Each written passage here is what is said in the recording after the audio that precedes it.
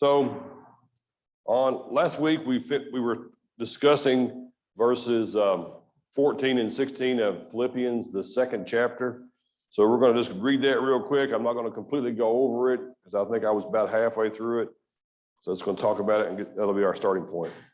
So it says in verse 14, it says, "Do all things without grumbling or disputing, so that you will prove yourselves to be blameless and innocent, and a perverse generation among you who appear as lights in the world, holding fast the word of life, so in the day of Christ I will have reason to glory, because I did not run in vain nor toil in vain." So here we see that he is forbidding them, the same as God has always done, forbidding them about grumbling and disputing. And last week we read some passages and talked about the Israelites, how they grumbled and disputed while they were part of God's plan to receive a promise, which was the promised land. And the point was made that they didn't receive the promised land because they grumbled and they disputed in the wilderness.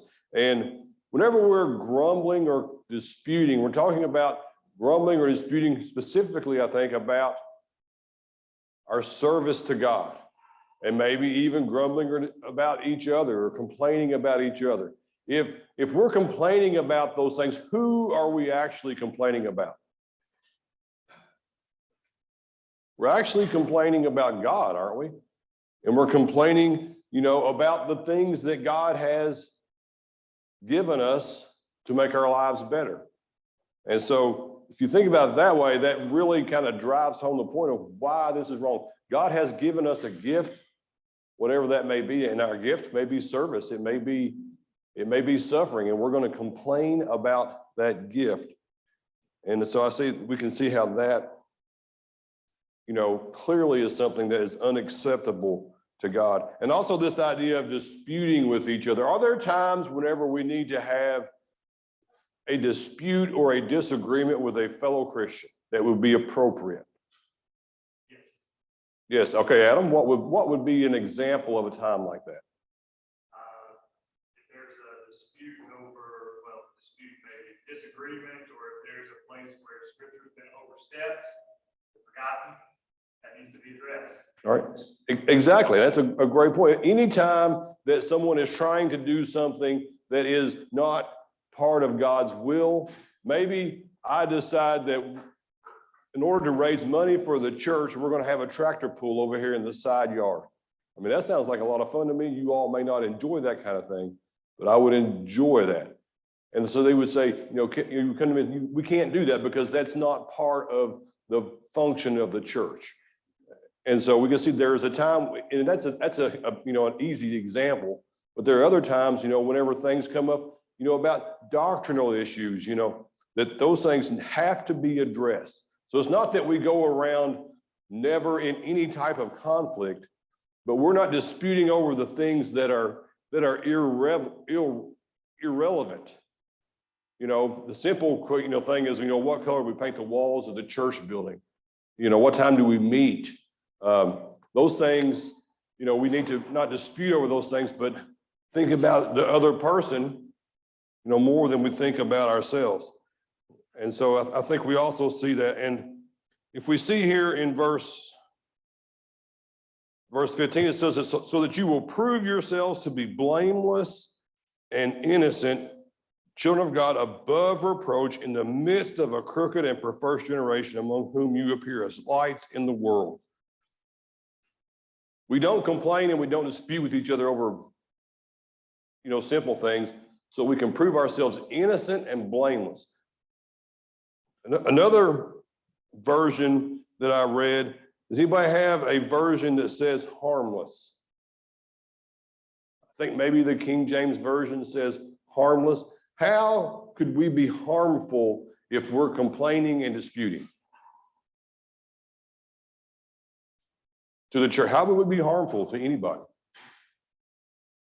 Well, it says that this proof is that, in the midst of a perverse generation. So if we're not disputing, we're proving to the world, who we are. But if we are, then we're hurting the church. Right.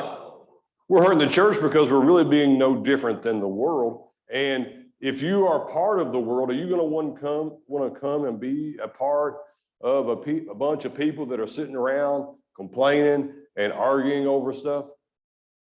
Because I don't particularly want to, join myself to a group that all I got, if everything that they have is worth complaining about, I don't want to go part of that. If you say that this restaurant has terrible food, I'll use Shoney's as an example because I think Shoney's is out of business. I mean, you go there and say, man, it was awful. Does that make me want to go there to Shoney's?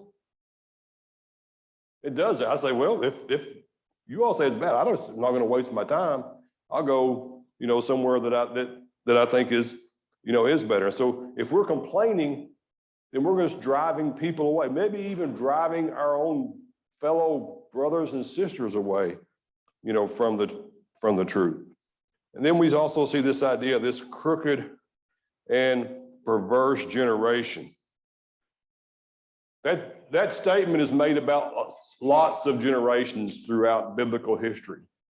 And I think it could still continue to be made about the generation that we're in now, because everyone that rejects Christ would be part of that. And what does our society do today to God? Society in general, would you say that they are accepting or rejecting of God? For the most part, they're rejecting God. And even the people that are accepting of God, they want to limit his powers, right? They want to say that he's going to accept everybody. They want to change his will. Our society also, it loves and rejoices in sin, right? Every facet of society seems like rejoices in sin, whether it be, we could call out, people that want to rejoice in, this freedom of, homosexuality and this gender, where you can change genders. And we can say that's bad, but also, do the heterosexual people, are they not rejoicing in their fornication and being proud and celebrating these type of things? Do we not celebrate, alcohol use and freedom to use drugs and all that? So we see that we still live in this perverse generation. And here in verse 15, it says, among whom you appear as lights in the world, by not complaining, not disputing, by being servants. Because the reality is, people aren't going to be fulfilled by participating in sin. They may think they're happy for a little while, but the suicide rates tell us that people aren't happy with what's going on in their lives, right? And how many people do you know that ask the question, I don't know the meaning of life, and it's just tearing them up inside. And they're trying to fulfill it with all these things. And we can go back and look at Solomon, and he tried all these things. He said that they won't fill you. But here we see that if we are participating in this and not complaining, not disputing, being rejoicing, we're going to be as lights in the world. And wasn't that, isn't that kind of like, one of our goals? If we look at 1 John, the 5th chapter.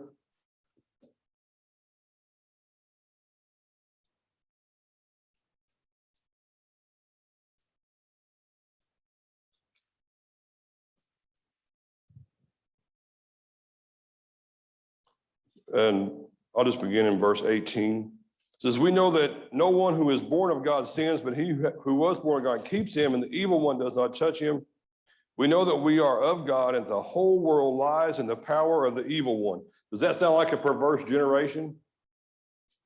And we know that the Son of God has come and has given us understanding so that we may know him who is true. And we are in him are true in his Son, Jesus Christ. This is the true God and eternal life. So here we see that these people are living in this perverse generation. The whole world is given over the evil ones, but they are to know God. It says, for we know that the Son of God has come and has given us understanding so that we may know him. Is that somebody that we're going to want to sit around and complain about? And we know that we are to be the lights of the world. I mean, we can turn to the passage and look like, we're to be the light of the world and the salt of the earth. And that's, I think, the idea that, people are going to look at us and see something different. Not because of something that I am doing. What are they going to see that's different about a Christian? What should, if you're living your life following the example of Christ, who are they going to see? Are they going to see Kevin?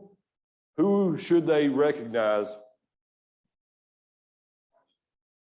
I'm sorry, I think I heard it. The way Paul would put it in Colossians, brother. And I'll go ahead and make this comment, brother, that, these letters, most of them will include something like this. That is, there's a hint of spiritual warriors.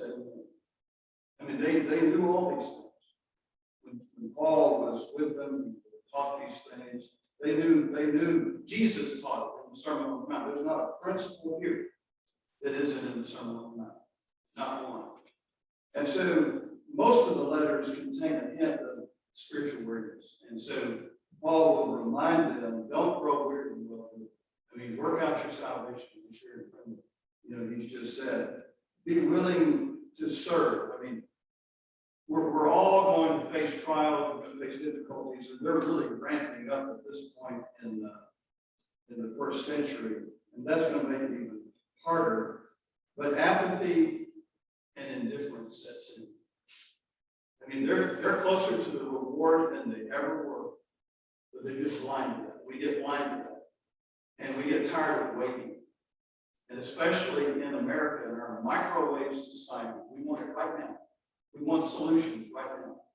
And we want the reward right now. And that's not the way it works, obviously. In God's time, in His time, in His way. And in the meantime, we must soldier on.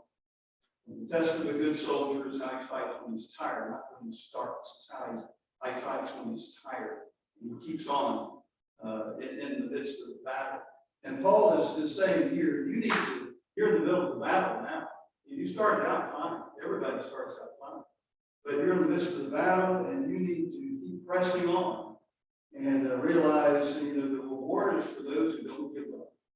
Don't grow weary in well-doing. In due season, we'll reap if we faint not. And so that's just kind of the overriding message here is do this with Christ in mind, be the second mile person Christ intended. Love people anyway, in spite of the foolish ways they may sometimes act. But all of this are things that they do. I think it's showing signs of weariness and indifference. Yeah, and it could be. And when do we start to complain? I mean, we don't complain, early on in the beginning when things are fresh and new, right? If you're walking somewhere, you don't start complaining. My feet are starting to get tired, like he was saying. And so these people have been trying to do what's good, and trying to do what's right, but they're growing weary. The same way with the children of Israel. I think Adam made the point, I think it was Adam, that, they just didn't come out of Egypt and then boom, the next day they were here and then they were going to go. They were getting tired, right? I mean, being in the wilderness would be unpleasant, and it was a long period of time. And so they were getting tired. The same way with us. We as Christians, we're going to get tired. We're going to grow weary, but we have to remember that our goal is going to be, it's so great that it's worth struggling through. It's worth that, that overcoming that tiredness and that disappointment. I mean, how many times have we been disappointed in not in spiritual, but just in the way things are going in the church or in the congregation or in the world, and we have to struggle through that. I think you had your hand up, Adam. Yeah, just to Dempsey's point and to your point, thinking back to the Israelites, if our prime directives, as the young ruler said to Jesus, are to love the Lord your God with all your heart, soul, mind, and strength, and then to love your neighbor as yourself. Those are the very first things that Israel broke when they grumbled in the desert. We read a recap of their journeys in Deuteronomy chapter 1, verse 26. He talks about sending the men down into Canaan to scout it out. When they came back, the people's reaction was, you were not willing to go up, rebelling against the command of the Lord your God. You grumbled in your tents and said, the Lord brought us out of the land of Egypt to deliver us into the hands of the Amorites. And then the very next thing they say in verse 28 is, our brothers have discouraged us, saying the people are larger and taller than we are, the cities are large. And so they're complaining against both God and their brethren, which is exactly what Paul is warning against in Philippians. And so this grumbling, this discontentment, and whether it's immediate, whether it's in the long term, whether it's just something's not turning out the way that we expected it to, or God didn't do something the way that we wanted him to, then that just takes us away from both of those prime directives. And that's, I think, Paul's main point in the whole book of Philippians is that's not humility. Humility says, I'm going to place myself under you, and for better or for worse, just like we say in the wedding ceremony, for better or for worse, rich or poor, I'm with you. I'm there with you. All right. Yeah, very good point. And the idea of, for better or worse, is Paul says, he can do, all things, whether he's, has everything supplied or has nothing. He is while he's writing this, he's in prison. And that would, as we've already discussed, how unpleasant that would be. Any other thoughts or comments? Jared?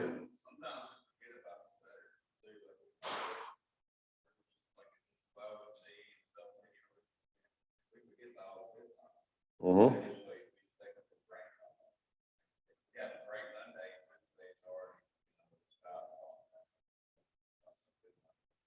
Right, and we forget about how good things were. And another thing that I'm reminded of is that, talks about how, a father knowing how to give a good gift to his son. If he's hungry, would you give him a stone?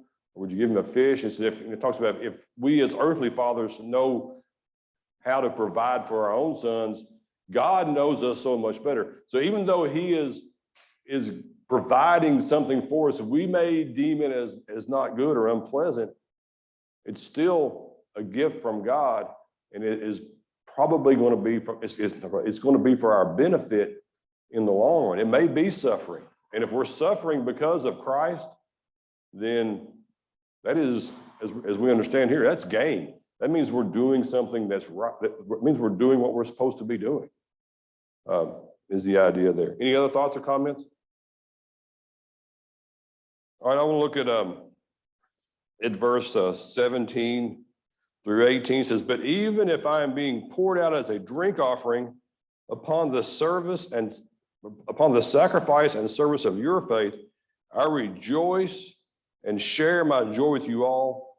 You too, I urge you, rejoice in the same way and share your joy with me.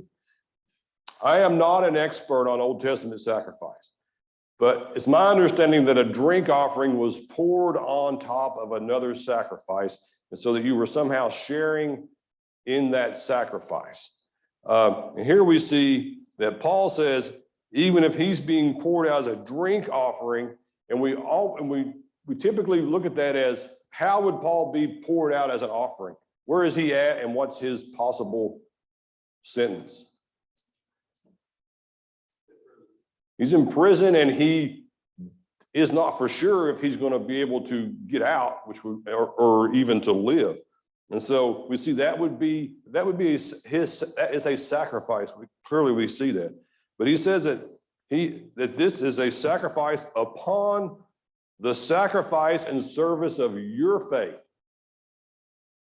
So the way I understand that, he is making this sacrifice. He's going out and teaching and preaching the gospel, and he has put himself in harm's way. And he's doing that so that they can have faith, so they can continue to serve and be servants. And so he is rejoicing with that. It would be maybe easy to become bitter if I had done something to help somebody and now I'm getting punished for that. Is that somehow, you see how that would be easy to be angry about that?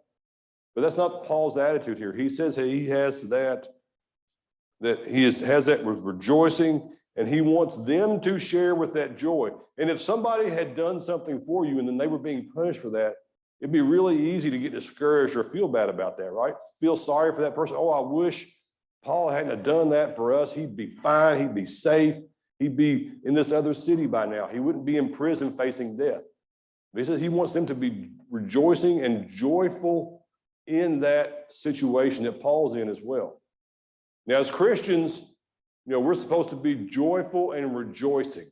And so I want to think about the idea of, is there a difference between happiness and joy? Do you think Paul is happy? Because I think of happy as happy birthday. It's your birthday. You get to pick what you do today. Everything's going to go your way. Is that the way that I think we see happy? And as Christians, is that what we're looking for when we're in Christ? Are we looking for happiness? Everything's going to be great. Jobs are going to be great. My kids are going to behave. They're going to clean their rooms. They're going to get their homework done and make good grades. That would make me happy, right? As Christians, the joy comes from knowing that our reward, what we have, is worth far more than the sacrifice that we made. And so I think that that's this idea, this difference between happiness and being joyful and rejoicing. It's hard to be happy when you're in prison, but you can be joyful and you can rejoice in that sacrifice. Any thoughts or comments on those two verses? All right, let's look at verses 19 through about 24. It says, "But I hope in the Lord to send Timothy to you shortly, so that I may also be encouraged when I learn of your condition. For I have no one else of kindred spirit who will generally be concerned for your welfare.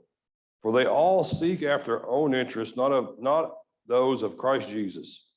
But you know of his proven worth, that he served with me in the furtherance of the gospel like a child serving his father. Therefore, I hope to send him immediately as soon as I see how things go with me. And I trust in the Lord that I myself also will be coming shortly." So here he says he's hoping to send Timothy. So shortly, so that they can be encouraged and that he can, I guess, get back word of their condition, because that's important to him to know how they're doing, because he loves them and he cares about them. But apparently he needs Timothy there. Now, I don't know exactly why he needs Timothy, because we're not told whether it's to carry out, because Paul clearly can't leave prison, whether it's for him to be able to get, messages out to people or bring things into Paul. I don't know, but he needs Timothy there. And he's concerned about their condition. Now, he's very complimentary of Timothy here about how that he has no one else of kindred spirit, no one else who I guess thinks the same way as Paul, who desires the same things as Paul. And it says that Timothy would be genuinely concerned for their welfare. And then he talks about these other people that if he were to send, for they all seek their own interest, not of Christ Jesus. Who do you think he's talking about here? I'm sorry? All right, possibly other Christians. Clearly they were with Paul. But if you go back and we look, and we won't read it, but remember we talked about people that were preaching the gospel so that Paul would have further problems. Maybe that's some of those people. I don't know. But it's the idea that they're going to have their own interest in mind. They're not going to be fully devoted to the Philippians. And so I think that speaks very highly of Timothy, how he would be fully devoted. And then it talks further about how his proven worth and how he served with me in the furtherance of the gospel like a child serving his father. So he talks about how Timothy had worked with Paul to further the spread of the gospel like a child serves his father. And I think that's an interesting relationship he uses there, how a child would serve his father. And then we could also look back at how Christ, being the Son, was obedient to the Father and served him. And now we see that Timothy there is serving like a child would serve his father. So we see that he hopes to send him, and that he also, hopes to be able to come there shortly himself. Any thoughts or comments on this passage? Would you like? Verse 24, he was in prison, brother, and he said, I myself also coming shortly. I think Paul, in earlier chapter 1, he'll say the same kind of thing. I would like to go and be with Christ. That would be my choice. But I'm confident I'll probably remain with you for a while to serve Christ in you. And I think he indicates the same thing here. And I believe he probably was with this, based on statements like this and Philemon, he probably was. And so First Timothy and Titus were, and Second Timothy written after that time period because they just don't fit in Acts anymore. But I think he probably was. Yeah, just from what I've read, the general consensus is that he was probably released from prison at this time. Now later he's going to be re-imprisoned, and so we think that he was at this time he was more than likely released, and hopefully he got to go back and be with the Philippians there to encourage them. Any other thoughts or comments? Would you like to have somebody like Timothy coming here? Of course we would. And that's the idea that the Philippians needed somebody like Timothy coming to encourage them as well.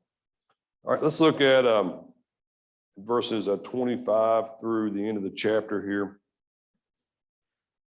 It says, but I thought it necessary to send to you Epaphroditus, my brother and fellow worker and fellow soldier, who is also your messenger and minister to my need, because he was longing for you all and was distressed because you had heard that he was sick. For indeed he was sick to the point of death, but God had mercy on him, and not on him only, but also on me, so that I would not have sorrow upon sorrow.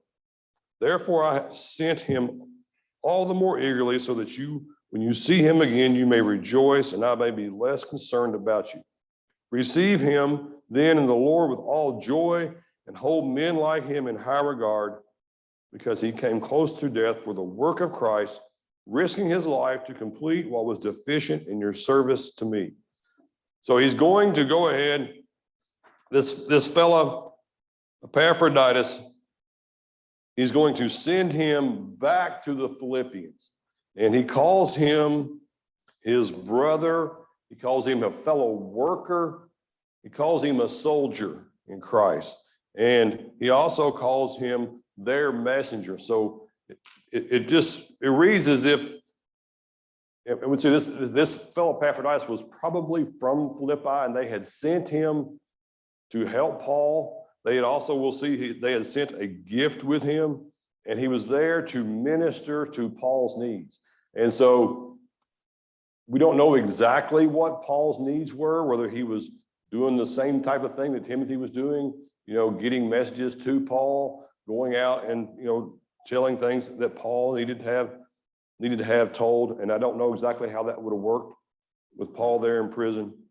But we see that that's what he was there to do. He was there to minister to Paul, to be a servant to Paul and help Paul. And in verse 26, it says, he's longing for you all and was distressed because you'd heard he was sick. He wanted to get back to this group of people there in Philippi so that he could let them know he was well, right? We've all, had somebody that was, far away, and maybe they were sick or something hard, and we have pretty good communication today, right? We can call them, talk to somebody in the family, but they didn't have that. And so they've heard that he's sick, and apparently he was sick, really sick, to the point where he was almost ready to die. And they're concerned about him, right? If someone you loved or cared about was in another city and you couldn't communicate with them, and you heard that they were, near death, you would, clearly you would be concerned about that. And so that he's longing to get back to let them know that, I'm all right. And In verse 17, it says, for he was sick to the point of death, but God had mercy on him, and not also on him only, but also on me, so that I would not have sorrow upon sorrow. So I think that the fact that Paul was having sorrow upon sorrow tells us that he's not, that's not happiness, is it? That's things that are unpleasant for you, that make you hurt inside. A sorrow, if you lose a dear friend, that's not happiness, that's sorrow. You can rejoice in knowing that they may be going to their reward, but that's still sorrow, and it still hurts, emotionally, and for Paul. And so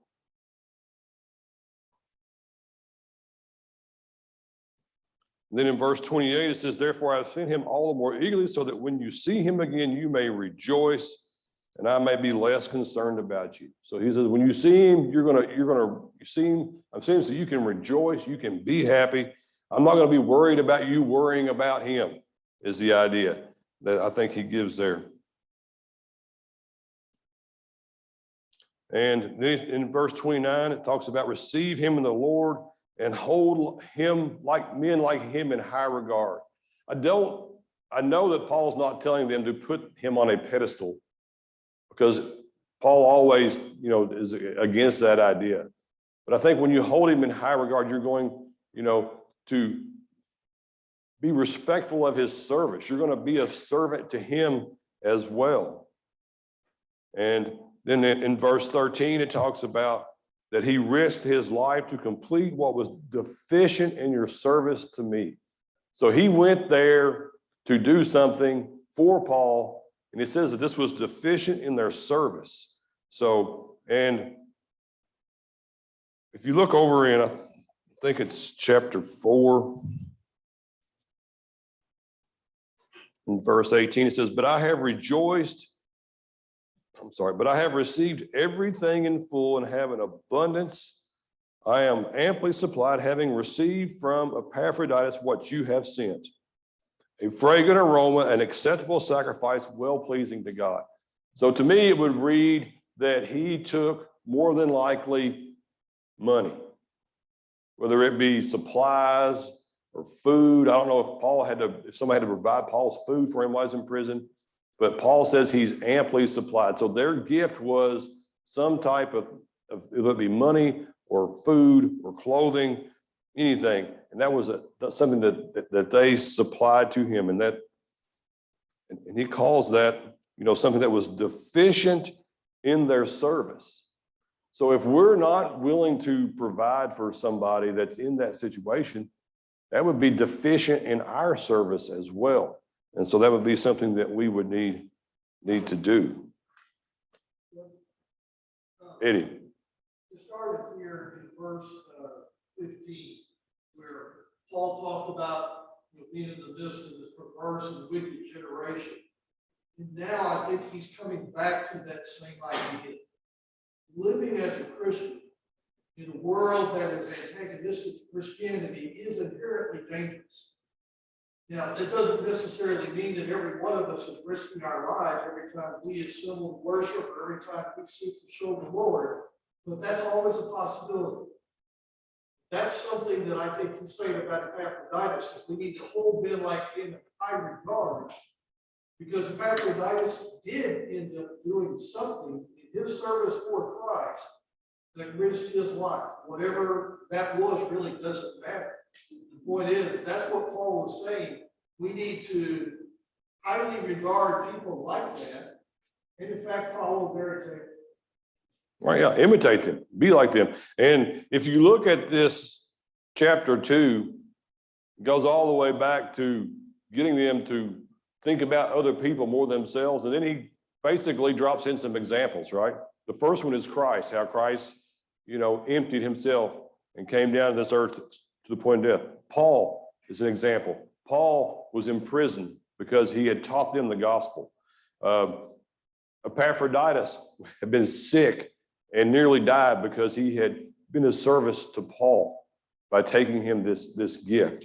And so this whole thing is about putting other people in front of yourselves and serving. Was it to Epaphroditus' best interest to go to Paul? It's probably a lot of trouble walk or ride whatever you got to do to get there, carry whatever gift you have. It's a lot of trouble, right?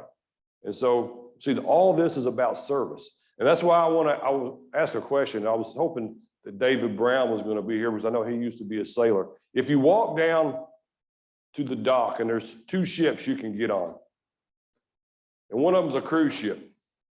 Have you ever been on a cruise ship? It's pretty nice if you like that kind of thing. There's you can eat all the time. People bring you your food. You can go swim in the pool. You can sit around. You can go work out. You can go watch movies. You can play karaoke. Put golf on the deck sometimes. All these things are great. And you know what you have to do when you're on the deck? I mean, on the boat? People come and clean your room. You got dirty clothes, they'll wash your clothes for you. Everything that you have is done for you. Or the other ship is maybe a battleship. And that's why I was going to ask Dave, if you get on that battleship, everybody's got a job to do, right? You may get your meals. You have to probably, you have your station, you got to work, you're of service, and for a bigger purpose, right, on a battleship is to win a war.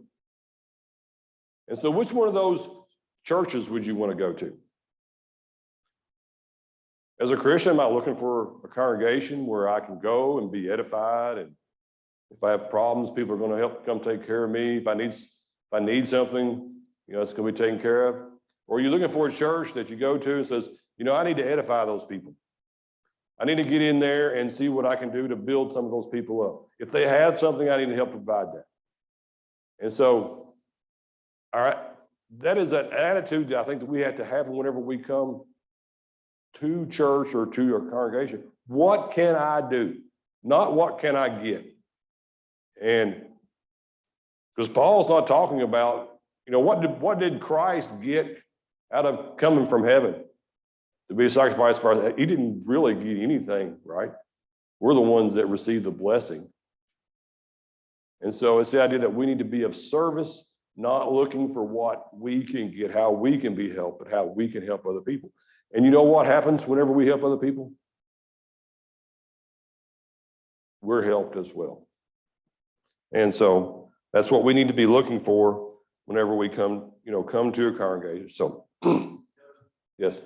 Yeah, I appreciate the comments, and part of that service is, as Paul brought out here, and I know I'm preaching to the choir right now, but your messenger and minister to my need, deficient in your service, verse 30, all of that is evidence that in the first century, Christians came together. They were committed to one another as well as to the Lord. They made a commitment to Christians wherever they were, to worship with them. You could count on them. You could count on their service, whatever ability God had given to them, His grace in that way, they could use it. All of that is shown here by saying He's your messenger. He's hundreds of miles away from you, but He's still their messenger. He's with Paul, but He's their messenger. That's because He's made that commitment to that group of Christians. They know He's dependable, count on Him, and He's done that. He's shown Christ in them glory there with Paul, and He's going to go back and He's going to work and worship with them, doing other things. But that service, a lot of people are just Christians at large. They're just out there. And that's not God's will. That's not His purpose. Christians belong together. We need to serve one another, whatever way we can. During the week, not just today, or Wednesday, but during the week as well, we need to be doing that. The other point I want to make before we leave here is Christians get sick too. People sick, even unto death. We're not insulated from those kinds of things. Sometimes people come to the Lord and think, well, this shouldn't be happening to me. I'm a Christian. Christ is with me. Well, Christians get sick too. And God may choose to heal us, He may not. But those things happen to Christians as well. And we just need to, whether we're healed or not healed, learn from it, draw closer to the Lord, just keep growing in the Lord. It doesn't affect the fact we're in Christ, whether we're sick or not sick, even have a disease, we're in the Lord. We can always rejoice and find peace. Yeah, exactly. So I commend, Dempsey's comments to you. Any other thoughts or comments on chapter 2 before we jump into chapter 3? Mary? I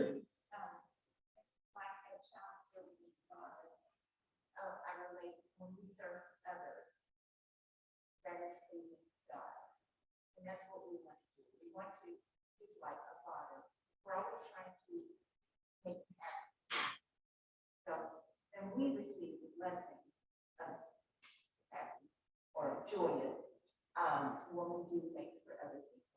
And I was really, I forgot it was like that. He went out of his way. He was sick, but he still was able to do what he needed to do and wanted to do. So he was blessed by God, blessing to all and the messages to the church. And it just really, it all comes together. It's like a domino thing. When you do the right way, just like doing the wrong thing can be a domino thing. I think serving God is just going to be a blessing more than if we don't. Right, exactly. And when we're serving someone else, taking care of their need, we're serving them, but we're also serving God. Because you look back at, when Christ said, when did I see you naked and hungry? Well, when you saw one of mine, the idea that whenever we do that, we're actually serving that person. We're also serving God as well. And that's why we're here. We're servants. We were, and that is, we talked earlier, I did, about people, saying, I don't know the meaning of life. Well, you can be happy and rejoice when you know the meaning of life is you are a bond servant of Christ. That ends that question. Nothing else matters. You can't sit around and be sad because you don't feel fulfilled, because you don't know how to fulfill the meaning that you can't define. Well, the meaning of life is to be a bondservant of Christ. And now go do that and be fulfilled and rejoice in that. Yes. I think one of the things that Paul's doing here, and that he usually does towards the end of a lot of his letters, is he recognizes people. And so here are two individuals in particular that he is recognizing for their service in the kingdom. And, I think that that's something that we probably need to do as well. Look amongst yourselves, see who the servants are, and follow their example as they follow Christ's example. One of the great cures, I think, for grumbling is to often see somebody who I perceive as worse off than myself, somebody who's enduring something hard or, at great personal sacrifice is serving others. And that proves to be a boon for me to then hopefully be that same type of servant to others, because I say, well, if they can do it with what they're going through, surely I can. And I think that's what Paul's doing here, and it's probably a good thing for us to do that as well. We always want to point towards Jesus, but we surely also want to point towards people who are being examples of Jesus' love and work, so that we can all be encouraged to service.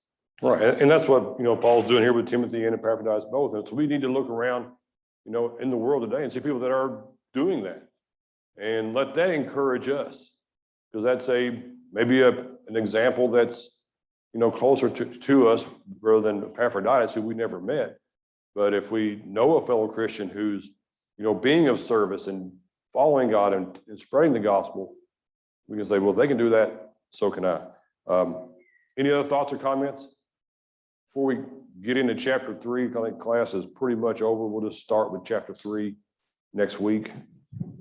Thank you all for your comments. I thought a lot of good comments tonight. I appreciate it.